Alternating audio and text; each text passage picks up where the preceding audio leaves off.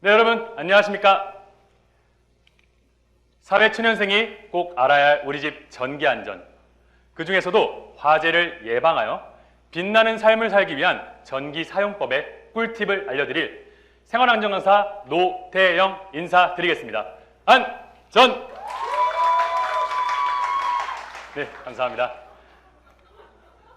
오늘 이 자리에 계신 여러분들 중에서는 아마 안전에 관심이 많고 이 강의를 기다리신 분들도 계실 테고요.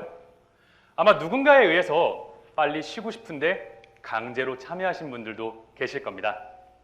하지만 이 강의가 끝났을 때 여러분들 모두 우리 집의 전기안전 스페셜리스트, 즉 전문가가 되어 계실 겁니다. 여러분들 전문가가 될 준비 되었을까요? 네, 그럼 시작하도록 하겠습니다. 현대인에게 전기는 단순히 어둠을 밝히는 데 그치지 않고 이처럼 전기 제품, 의료기술, 심지어는 전기차나 전동 킥보드 등 정말 다양한 분야에서 필수 에너지로 사용이 되고 있습니다. 이처럼 올바르게 사용한다면 편리함을 제공하지만 잘못 사용했을 경우엔 화재나 재난을 일으킬 수 있다고 하는데요. 이러한 잘못된 사용이 얼마나 큰 재앙을 불러오는지 영상으로 함께 확인해 보겠습니다. 전국을 놀라게 했던 해운대 초고층 건물 화재. 20분 만에 38층까지 불길에 휩싸였고 재산 피해액만 59억 원에 달했습니다. 당시 탈의실 전선 콘센트에서 발생한 스파크가 화재의 원인이었습니다. 소방관의 생명을 앗아간 이천 쿠팡 물류센터 화재. 2명의 사망자와 1,300억의 재산 피해를 발생시킨 고성 속초 산불. 47명의 사망자가 발생한 밀양 세종병원 화재. 이러한 화재들 또한 결국엔 잘못된 전기 사용으로 큰 재난으로 발생을 했는데요. 그렇다면 사고가 발생하기 전에 예방할 수는 없었을까요? 분명 예방할 수 있었을 것입니다. 이러한 사고는 갑작스럽게 발생하는 것이 아니라 다양한 원인이 마치 도미노처럼 연결이 되어 있다가 이러한 원인이 쓰러지게 되면서 결국 사고와 재해로 발전을 하게 되는데요. 이것을 우리는 하인리의 도미노 이론이라고 이야기를 합니다.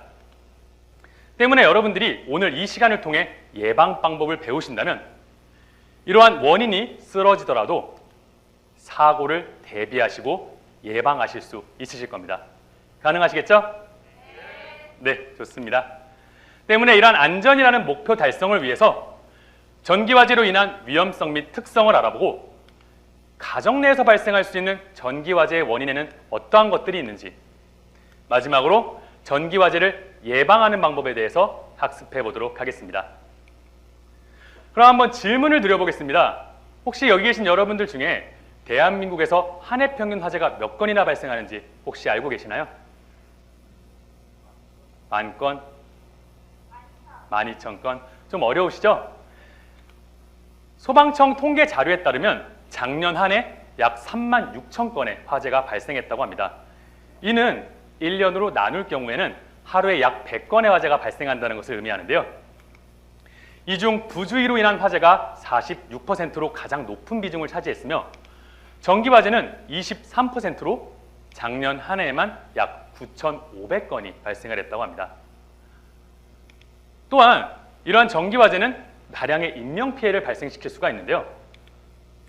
아파트나 주택 등 이러한 주거시설에서 발생하는 비율이 27%로 가장 높았으며 다음으로는 공장이나 창고 등 산업시설에서 발생하는 비율이 두 번째로 차지했다고 합니다.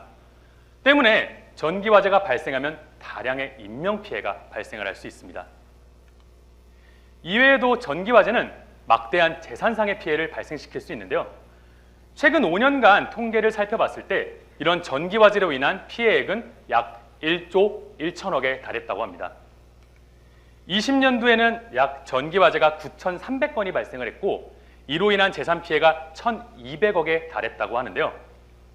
하지만 이듬해인 21년도에는 화재 건수는 크게 변하지 않았지만 재산상의 피해가 5배나 증가한 6천억이 발생했다고 합니다. 이러한 통계에는 물론 쿠팡 물류창고 화재가 어느 정도 역할을 했을 것입니다. 하지만 점차 줄어들고 있던 전기화재의 위험성이 다시 증가하고 있다는 점이 위험한 점이겠죠. 때문에 이러한 화재를 예방하기 위해서는 가정 내에서 발생하는 전기화재의 4가지 요인을 알고 계셔야 됩니다. 첫째, 단락화재. 둘째, 접촉불량. 셋째, 트래킹. 마지막 4번째는 과부하 및 과전류입니다. 여러분 혹시 들어보신 적 있으실까요? 네, 아마 생소하거나 낯서실 수도 있을 텐데요. 아무래도 일상에서 자주 접할 수 있는 단어가 아니다 보니 좀 어렵고 정확한 정의를 알기 어려울 겁니다. 그래서 이번 시간을 통해 확실하게 원인을 알고 넘어가도록 하겠습니다. 가정 내 전기화재 첫 번째 원인은 단락화재입니다. 단락이란 우리가 쇼트 또는 합선이라고 이야기를 하는데요. 이름 그대로 전기가 흐를 수 있는 짧은 길이 형성된 것을 의미합니다. 그럼 강사님, 전기가 빠르게 흐르니까 좋은 거 아니에요? 이렇게 여쭤보실 수도 있는데 이러한 점이 위험한 이유가 우리가 전기 제품을 사용할 때 정상적으로 전기가 흐른다면 이처럼 저항이라는 안전 요원이 일정 에너지 이상 전류가 올라가는 것을 막아주는 역할을 하고 있습니다.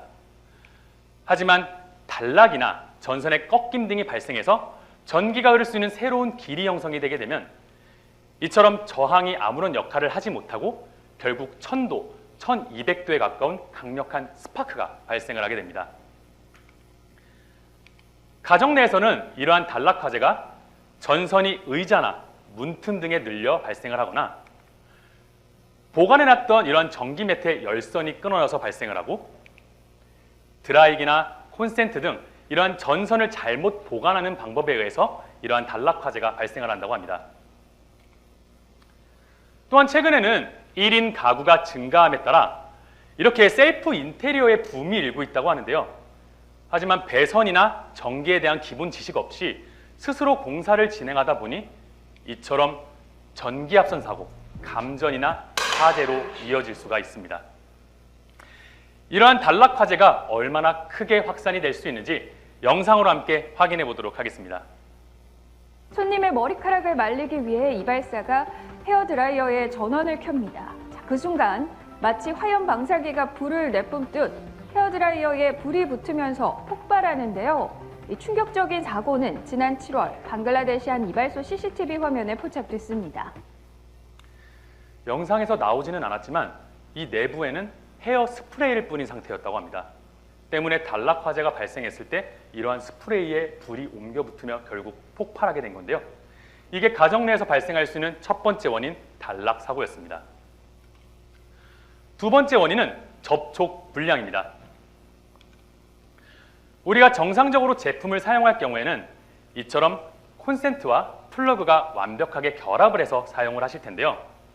만일 어떠한 원인에 의해서 이렇게 완전히 결합이 되지 않고 콘센트를 사용하게 되면 내부에서 이처럼 콘센트가 움직이는 현상이 발생하게 될 겁니다.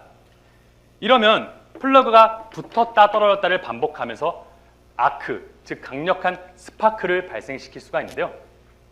이러한 스파크는 보통 가정 내 오래 사용한 노후화된 멀티탭에서 발생을 하거나 플러그의 변형으로 인해 끝까지 삽입되지 않아 접촉 불량이 발생한다고 합니다. 이런 현상이 발생했을 때 만일 주변에 이처럼 먼지나 이물질이 존재한다면 결국 화재가 크게 확산이 될 수 있는 겁니다. 이것이 두 번째 화재 원인 접촉 불량이었습니다. 세 번째 원인은 트래킹입니다. 트래킹은 원래 전기가 흘러서는 안 되는 부분에 이처럼 먼지와 수분이 침투를 하게 되고 이렇게 되면 전기가 흐를 수 있는 길, 즉 트랙이 형성이 되게 됩니다. 이러한 트랙이 발생하게 되면 제품의 변형이 일어나게 되고 결국에는 이 부위에서 강력한 화염이 발생해서 화재로 이어질 수가 있는데요. 실제 가정 내에서 이러한 트래킹 현상이 일어나면 얼마나 강력한 화염으로 발생하는지 실험 영상을 통해 확인해 보도록 하겠습니다. 빗물이 떨어지면 얼마나 위험할까? 재현 실험을 해봤습니다. 배전반 차단기에 물방울을 떨어뜨리자마자 순식간에 불꽃이 피어오릅니다.